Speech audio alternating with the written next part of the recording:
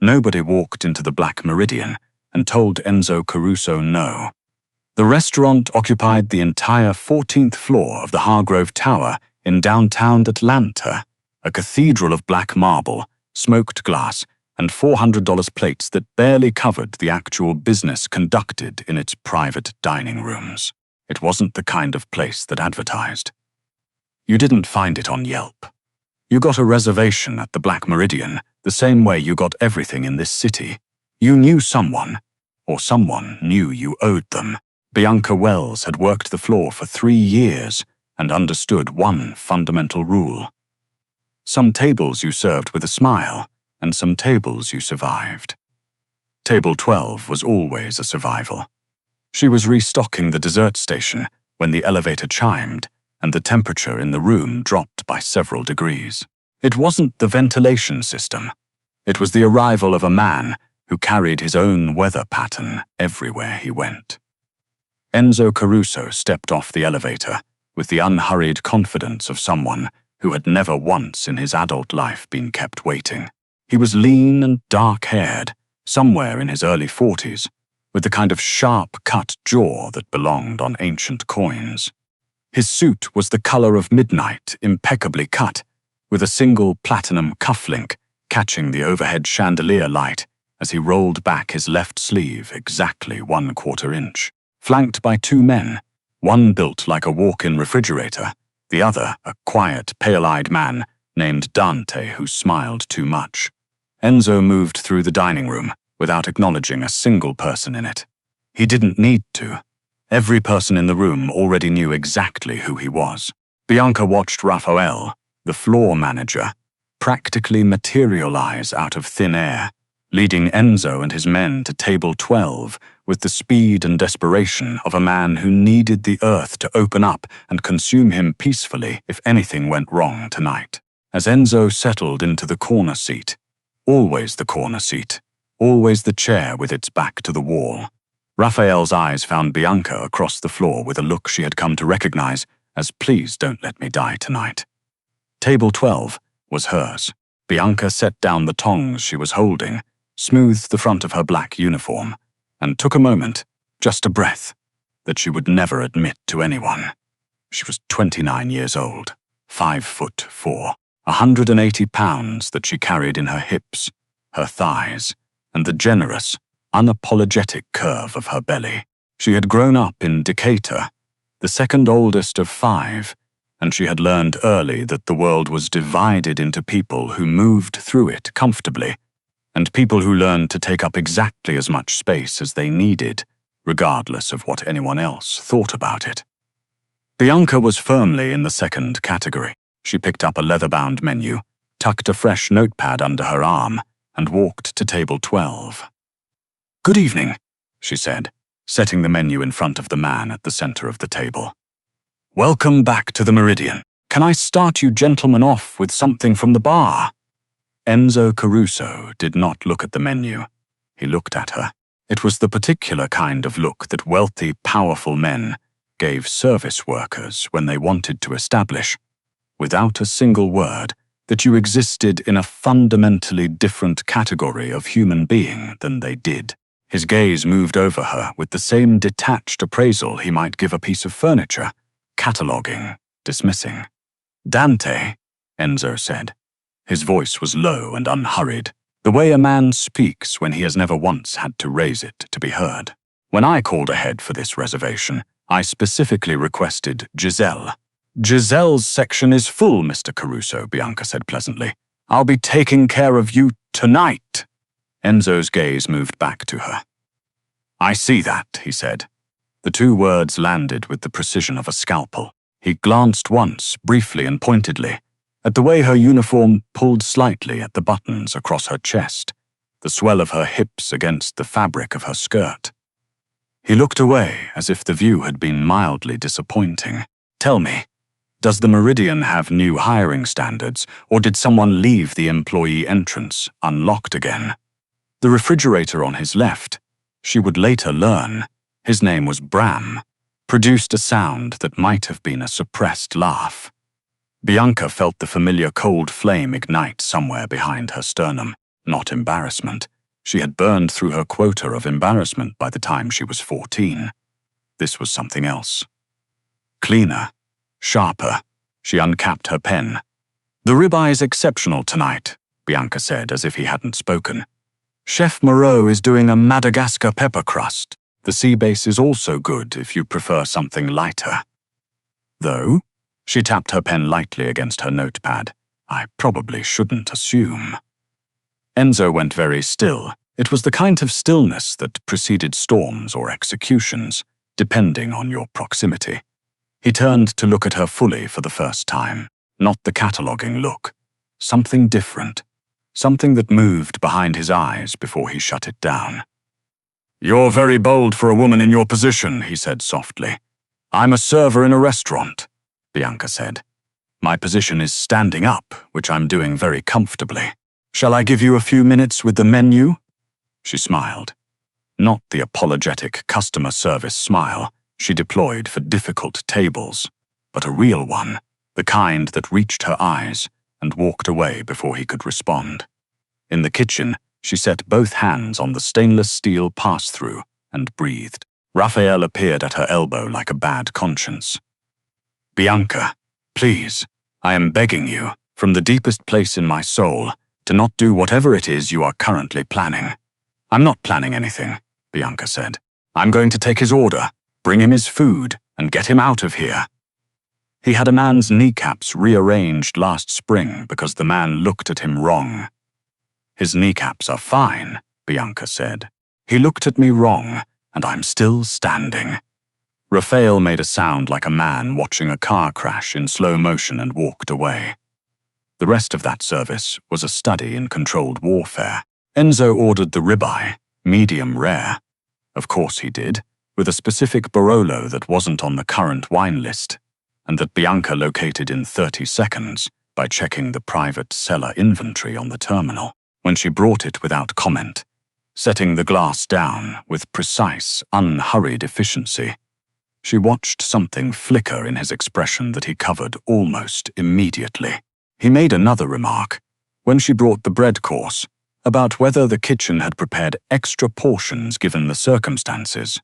A comment calibrated to land hard, delivered with his eyes on the middle distance, as if she weren't worth the direct address. Dante smirked. Bram maintained his expression of architectural blankness. Bianca picked up the bread basket, considered it for a moment, and set it down again directly in front of Enzo. "I'll make sure they know," she said pleasantly. "Considering you're the one eating alone at a table for 4, I imagine you could use the extra carbohydrates. For the company." The silence that followed was the most expensive silence she had ever stood inside. Enzo looked at her. She looked back. He picked up his wineglass and said nothing, but the muscle that moved in his jaw said enough. He left that night without incident. On the receipt, he added a tip that was exactly and insultingly 0%, but beneath his signature, written in a precise architectural hand, were 4 words. "You'll regret that mouth." Bianca folded the receipt, tucked it in her apron pocket and thought, probably. But not tonight. The next 4 weeks were, objectively speaking, a campaign of attrition. Enzo Caruso began requesting table 12 specifically. Not Giselle, not any of the other servers. He called ahead. Used his name like a battering ram against every polite refusal Raphael attempted, and arrived every Tuesday and Thursday evening with the grim consistency of a man fulfilling a scheduled appointment. He brought different people each time. Business associates, city officials, once a man in a clerical collar who looked deeply uncomfortable, and used the evening to conduct his actual work while simultaneously conducting the secondary project of making Bianca's professional life as complicated as possible. He sent dishes back for invented reasons. He complained about the temperature of the room and the angle of his chair. And once, memorably, about a water glass that he claimed had a microscopic chip in its rim, which Bianca inspected under the kitchen light, and concluded was a scratch left by his own ring. He asked for modifications to menu items that did not exist in the restaurant's operational capacity, listed with the bored specificity of a man who had simply Googled obscure dietary requirements before arrival. Bianca documented everything, not out of fear, out of habit. She had a good memory for detail. It was one of the things that made her a good server, and before that, a good student, and before that, a kid from Decatur who had learned that writing things down was the only reliable way to make the world stay still long enough to understand it. She also fought back. When Enzo left a comment card, an actual handwritten comment card, which nobody under 60 used, suggesting the establishment, consider hiring staff who reflect the establishment's standards of excellence, Bianca located the charity gala. The Caruso Foundation had sponsored the previous spring, the one with the full-page feature in Atlanta Refined about the Foundation's commitment to dignity and inclusion in professional spaces, and she printed it. She taped it without comment inside his menu before he arrived the following Tuesday. He opened the menu, saw it, and looked up at her. Bianca met his gaze with the serenity of a woman who had absolutely nothing to apologize for. A muscle twitched beneath his left eye. "Sparkling or still?" she asked. The dangerous thing, the thing Bianca noticed but refused to examine too closely, was that beneath the ritual humiliation and the manufactured inconveniences, something had shifted in the way Enzo watched her. The dismissal was still there, reflexive and armored, but underneath it was something else, something that tracked the movement of her through the restaurant, with an attention that had nothing contemptuous in it. The way his gaze lingered when she was at a different table. The way he went quiet sometimes, in the middle of a sentence, when she walked past. She told herself she was imagining it. She was not imagining it. The night everything broke open was a Wednesday, which was the one variable that deviated from the pattern. Bianca was closing out her section at 11:40 p.m. The dining room was empty except for the cleaning crew and the low amber glow of the architectural lighting. Raphael had gone home. The kitchen was locked down. Bianca was at the server station running her end-of-night report when she heard the elevator chime. 3 men stepped off. They were not Enzo's men. She knew Bram's silence and Dante's unsettling smile. These were different, bigger in the wrong way, with the flat, calculating eyes of people who considered violence a professional skill rather than a last resort. The man in front was carrying something in a paper bag that he set carefully on the host stand as if it were fragile. "Kitchen's closed," Bianca said. Her voice came out level, which she was quietly proud of. "Restaurant's closed. The elevator opens from the lobby with a key card." "We've got a key card," the man in front said pleasantly. He was tall and rangy with a shaved head and the kind of accent that came from somewhere in Eastern Europe, blunted by years in an American city. "We're not here for the kitchen. We're here for something Caruso keeps in his private storage on 14. Management said it was fine. Management had not said it was fine. Bianca knew this because the only items in the private storage on 14 were Enzo's reserved wine collection and a lockbox that Raphael had told her, with the solemn gravity of a man confessing a mortal sin, she should never under any circumstances ask about. "I'll need to verify that with the building manager," Bianca said, reaching for her phone. The man's hand closed around her wrist before she finished the sentence. "Phone stays in your pocket," he said. His grip was professional, controlled, not aggressive, which was somehow worse. "We're just going to wait here until our associate arrives. You can keep doing whatever you're doing. We won't bother you." The other 2 men spread out through the room with the ease of people who had done this before, moving toward the windows, checking the sight lines from the floor-to-ceiling glass that looked out over downtown Atlanta, sparkling 14 stories below. Bianca stood at the server station and did the mental math. She was outnumbered. The stairwell exit was behind the kitchen doors, which meant crossing 10 meters of open floor in a pencil skirt. The service elevator was behind her. but it required a staff key and 30 seconds she didn't have. Her phone was technically reachable, but the man's hand was still on her wrist. She thought about screaming. She discarded it. The building was effectively empty at this hour, and the Black Meridian had soundproofed walls. She thought about running. She discarded that too. She stayed still, kept her breathing even, and waited. 12 minutes passed. Then the main elevator chimed again. Bianca had seen Enzo Caruso walk into a room on 24 occasions. She had observed the way other people responded to it. The involuntary attention, the subtle repositioning, the hyper-awareness. She had always attributed it to the specific choreography of powerful men, the cultivated performance of dominance. Standing in a room with 3 men who clearly meant to do something bad to someone, she understood for the first time that it wasn't a performance at all. Enzo walked off the elevator alone. He took in the room in 1 second, the men's positions, Bianca's wrist in the tall man's hand, the paper bag on the host stand. Something in his face went very quiet and very cold in a way that was different from his usual coldness. His usual coldness was architectural. This was geological, ancient, patient. "Nikolai," Enzo said. He addressed the tall man directly, walking toward the center of the room with his hands in his pockets, unhurried, as if he had arrived for a scheduled dinner reservation. "You're in my restaurant.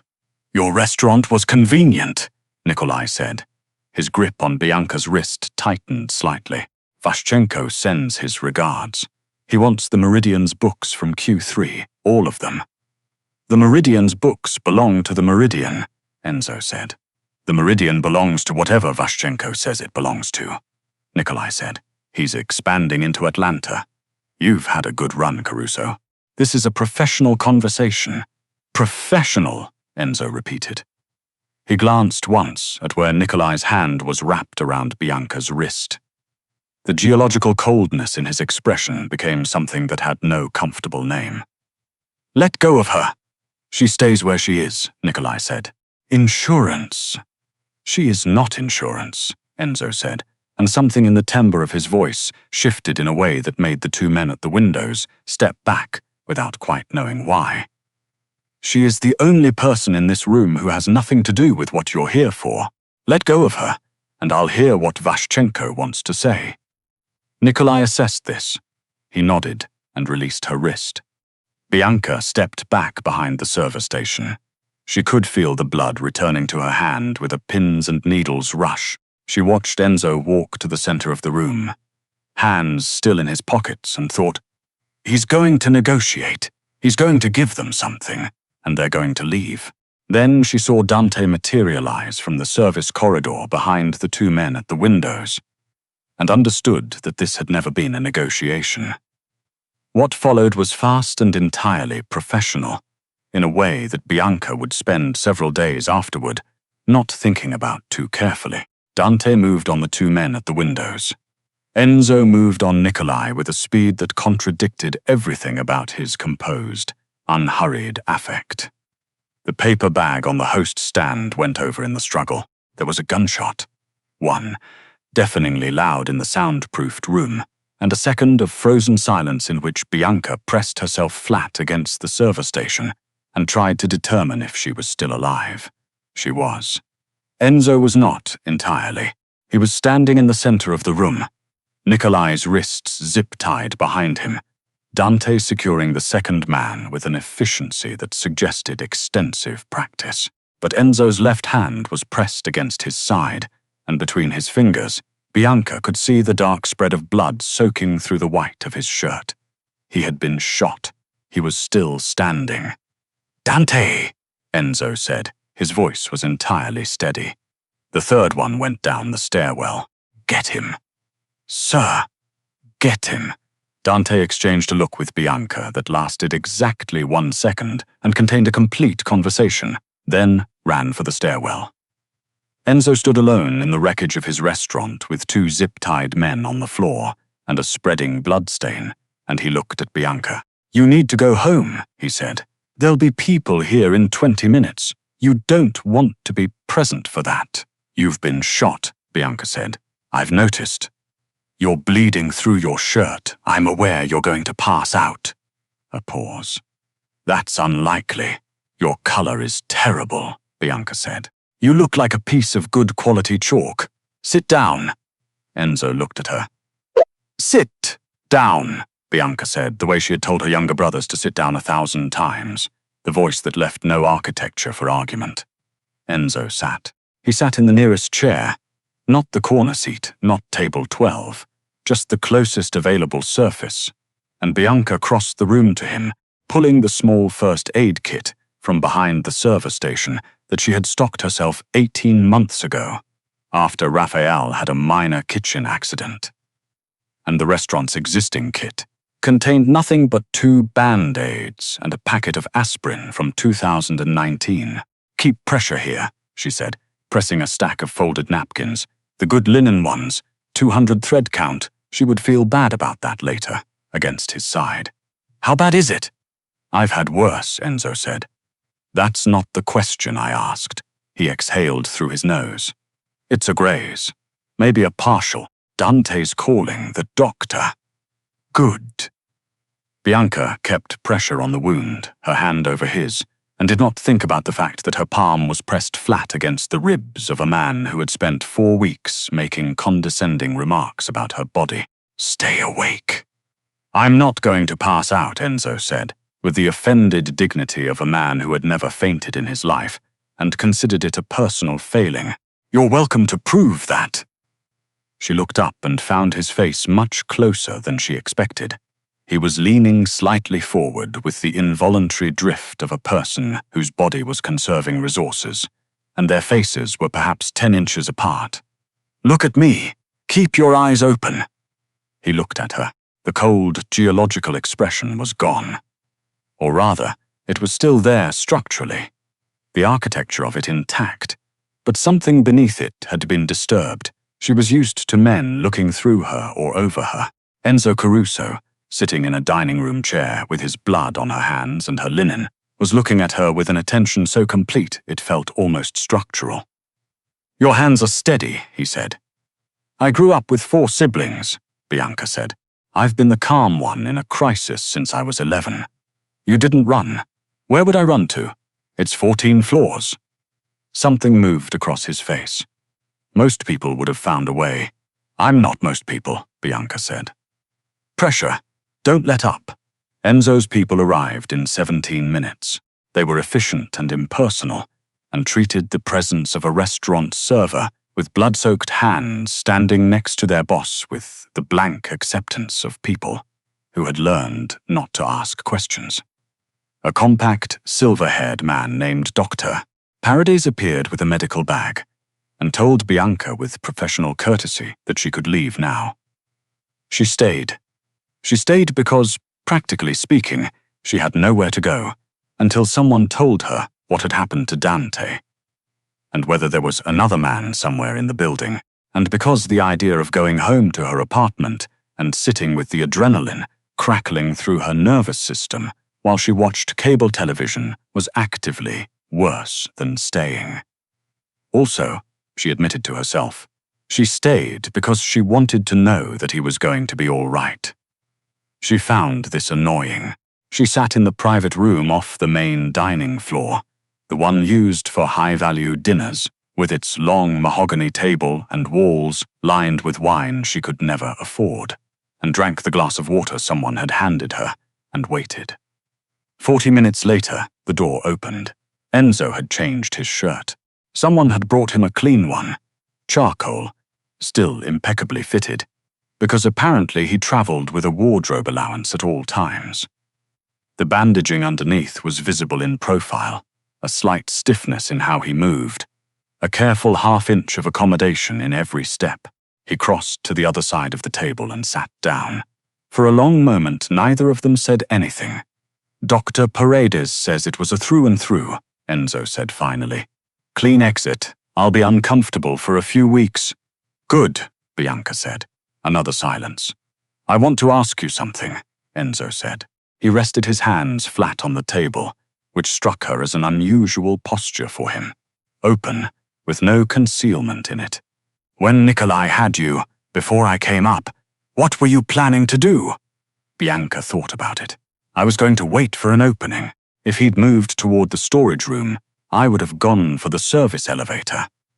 If they'd gotten distracted with whatever was in the bag, I would have gone for the stairwell. You weren't panicking. Panic is expensive, Bianca said. I couldn't afford it. Enzo looked at her with an expression she couldn't categorize. You were terrified, he said. I could see that.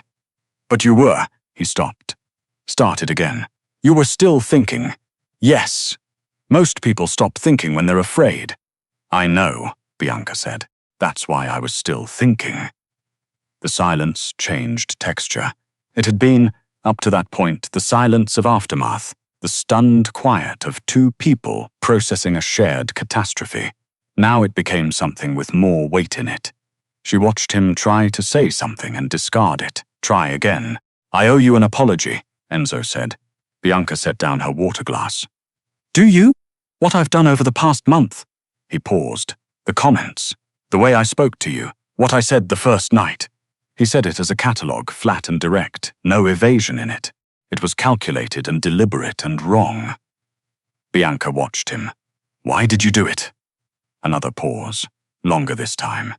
Because you looked at me, Enzo said, and you were not impressed, and I realized I had no idea what to do with that. He turned the wine glass in front of him, slowly. Everyone in that dining room moves differently when I'm there. They become quieter, more careful. I've been watching that happen for 20 years, and I stopped noticing it a long time ago. You walked up to my table and spoke to me as if I were a regular person who might or might not want the sea base, and I felt. He stopped. What? Bianca said. Seen, Enzo said, and I didn't know what to do with it. So I tried to make you small, tried to turn you into something contemptible so that I could stop thinking about you. He looked up from the glass. You didn't get smaller. No, Bianca agreed. You got, he exhaled. You kept finding new ways to be exactly as much as you are, and I couldn't stop watching it. Bianca held his gaze. She was aware of a complicated tangle of things happening somewhere behind her sternum. Anger that still had edges, something warmer underneath it that she resented slightly, and a clarity that cut through both of them like light through water. You said things to me, Bianca said, in front of people that were designed to make me feel ashamed of how I look. You used your money and your position to try to chip away at my dignity over and over, and I need you to understand that it didn't work not because I'm exceptional, but because I've spent my entire life building something inside myself that doesn't depend on whether men like you approve of what they see. She kept her voice level, precise. That's not strength, Enzo. That's survival.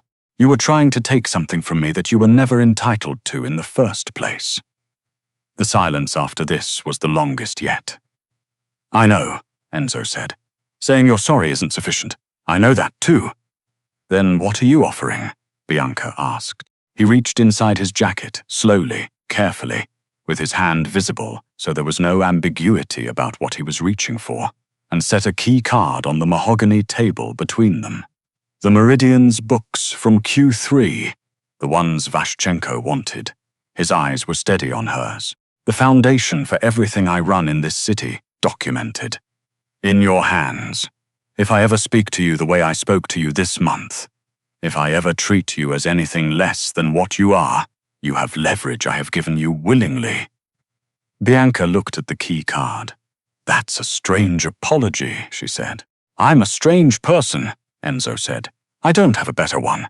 She reached across the table and picked up the key card, turned it over in her fingers, set it down again, not in front of her, not in front of him, in the center of the table, equidistant, a placeholder, an open question.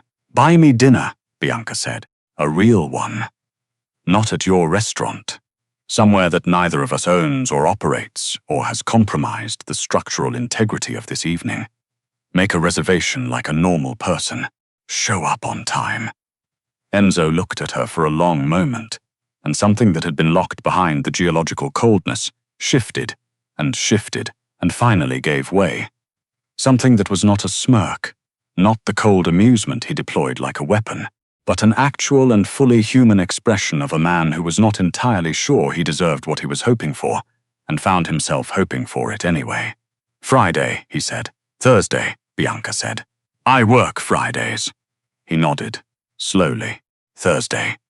She pushed her chair back and stood, picking up her bag from the floor, where she'd set it an hour ago in a completely different version of this night. She crossed toward the door, and then paused with her hand on the frame, and looked back at him. This man with his perfect posture, and his new shirt, and the careful half-inch of accommodation in every movement that he was trying very hard not to show. "For what it's worth," Bianca said, "the ribeye on your first visit was perfectly cooked. You knew that." Enzo said nothing for a moment. Then, "Yes, I did." She turned and walked to the elevator, and pressed the button and waited, and through the wall of glass beside her, 14 floors below, Atlanta burned with its own particular light, indifferent and gorgeous, and entirely unconcerned with the small, precise, impossible reversals that happen every night in the rooms where people finally decide to tell the truth. The elevator chimed. Bianca Wells stepped in, and for the first time in a month, she smiled for no one's benefit but her own.